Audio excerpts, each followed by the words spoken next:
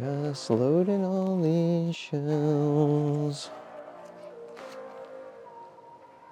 Loading all these shells. It's been a while since I've done one of these, but been busy, life, kids, all that good stuff. So anyways, I want to do a quick review of the Breacher. This is a 3D printed shotgun. Very similar to this Spring Thunder. We can't talk about that without talking about Spring Thunder. So there we go, Spring Thunder. The OG shotgun. Wow, this is surprisingly a lot lighter. I haven't held this in a while. To the Sillybutts Breacher, yeah. So this is, okay. All right, anyways, this is the OG shell ejecting 3D blaster that I had featured on this channel before. Is one of my favorite blasters, and now the Breacher.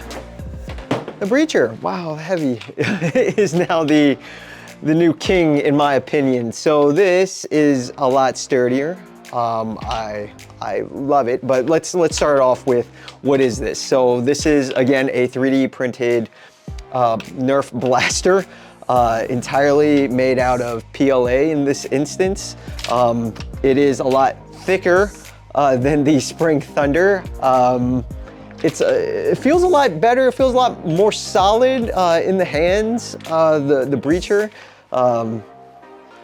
Gosh, I love this thing. I did do a build on the Breacher, just a real quick short that I put out there. You're welcome to go take a look to see what it takes to build one of these, but obviously you can order a hardware kit and then you take the plans and then print them out yourselves in whatever color configuration that you want. So a guy named Sillybutts actually created the Breacher, and he's known for creating a wide variety of other blasters out there as well that you can 3D print.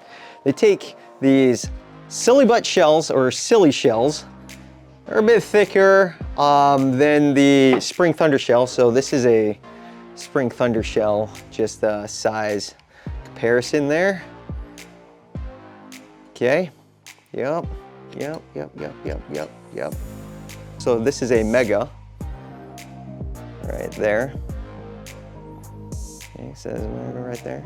Anyways, and this one shoots 3 elite darts or 6 short darts. And the spread on these is amazing. I've produced some shorts out there showing me using this blaster in the field, and it is a lot of fun. There's one specific short that I did that has a ton of footage of me getting people with this blaster, and it's just a ton of fun. So here's an example of how this thing gets loaded. So you take all these, which can be time consuming. You take all your shells. This can hold, and its original configuration, this thing can hold 4 in the bottom and then 1 in the chamber, so a total of 5. And then you can also print out extensions, but then it starts getting a little goofy looking, and this to me is meant to be a close quarters weapon, so I don't want to be coming around a corner and this just bayonet looking thing is gonna hit somebody in the face. To load this, just like a shotgun, right? Just right in the bottom. The 3 and 4, and just the noise that it makes is just super satisfying. And then 1 in the chamber now, so putting 1 more back in the bottom. So now I've got 5, right?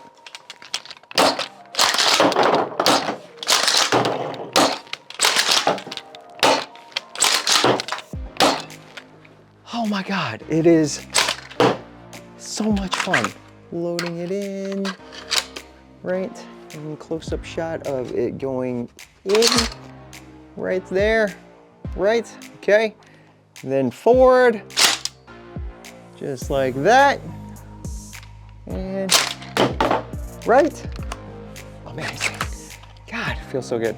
All right, so if you do decide to build this yourself, it does come with a nice 3MF file that you can load into Bamboo Studio. It is super nice and it's super convenient because it has all the parts laid out for you with all the right print orientation along with all the settings that are required for each part, because some parts need to be a lot more sturdier than others, stronger rather, because you don't want those pieces to break on you. But the beauty of 3D printing is if something does break, print out another part, easy. So if you do decide to build one of these yourself, there's a nice instruction booklet that Sillybutts has put out there. It's very thorough, it's illustrated. You're not gonna mess this up if you follow along with his guide. There are some bits that can get a little bit tricky. Some things you'll see in my short if you watch it as I was building mine. Some things that it does not mention, and probably good to mention here, is that if you feel like something needs to be lubricated, go ahead and just lubricate it, because if things are rubbing against each other and they're gonna seize up. One instance of that is, and I don't think it makes mention in the instruction booklet, is I had times where I would pull this back and I would not be able to pull it forward. And the reason I wasn't able to pull it forward is there is a little roller piece that is in here, that's right there, that seized up. And I don't think the instructions said to lube that up, but once I lube that up, since then, no issues, slides forward, super easy, easy peasy.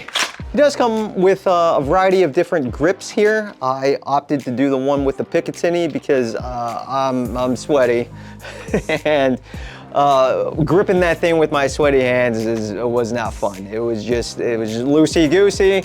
I needed a Picatinny so that way I could put this on there. This foregrip, and it feels great. Super easy now.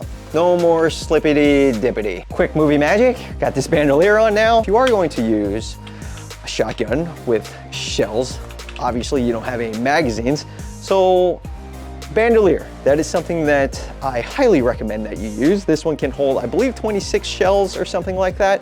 Loaded only like 3 of them as demonstration, but as I'm playing and I run out, I'm shooting, right? I take this, I can easily reload it myself, right? And then I am good to go. Okay, just like that. One thing to note as well, these megas, they don't fit all the way flush super in there. So the way that you use these is, the idea is you rack it back, pop it in there, slide it forward. Good to go. Oh my God, so fun, so fun. This is so fun.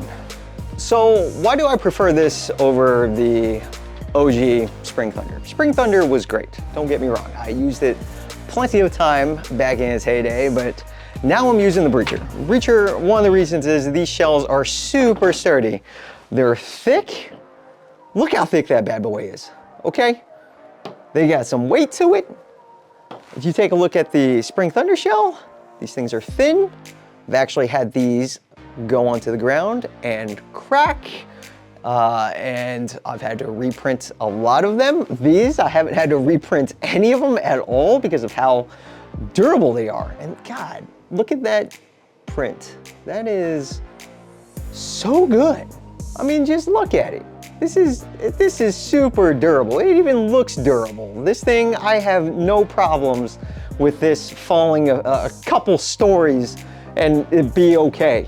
So over a year ago, we found a place to play indoors and it's been amazing. It's been an awesome time, found a great group of people to do this on the regular, but I really wanted to use the Spring Thunder because it was my favorite. Shell ejecting, it was awesome. But when it came time to use it, it wasn't firing or operating properly anymore. The plunger got all gunky, I cleaned that up, still wasn't functioning right. I primarily played with a bunch of rivals, so I just put like 3 rival rounds in here.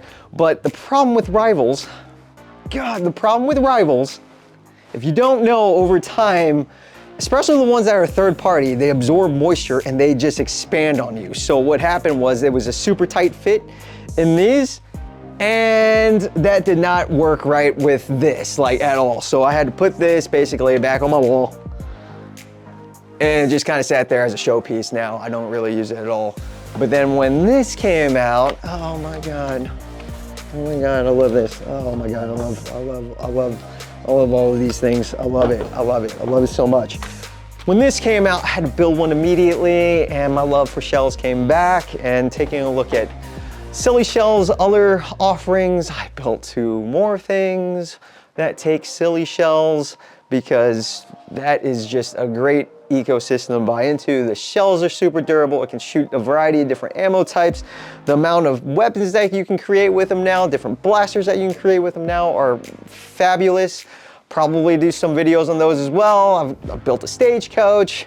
I built, see what else uses Silly. I built the, God, what is it? What is it called? It's a grenade launcher looking thing. What is it? What is it called? Shellfish. Built a shellfish. That's a grenade launcher looking thing. Let me go get it.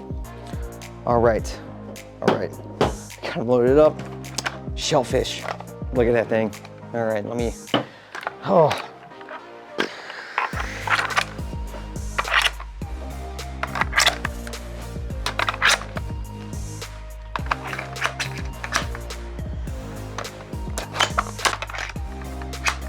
All right, real quick, this is shellfish. I'm gonna do a separate video.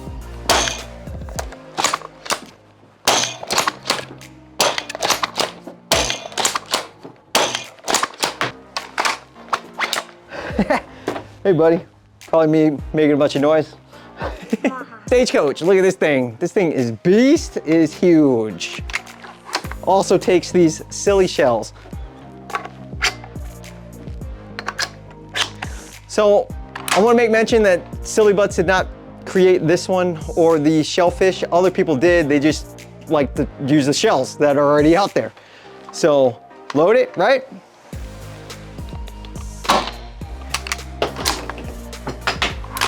So that's it. Just wrapping this up. Yeah. Made a bunch of noise. Have my kid come down here now. What? Say hey, buddy. The yellow one. You got the yellow one, guy. Short. Yeah, you're short. Okay. I'm very short. What do you think of Daddy's stuff? Horrible. Very horrible. All right, get out of here. Get out of here. So to wrap it up, Breacher, I love this thing. Is shell ejecting? Shell ejecting is always going to be in my life. The shells are super durable, super amazing, shoot different types of ammo. The ecosystem has been great. There are plenty of other blasters that other people have designed based off the Silly Shells.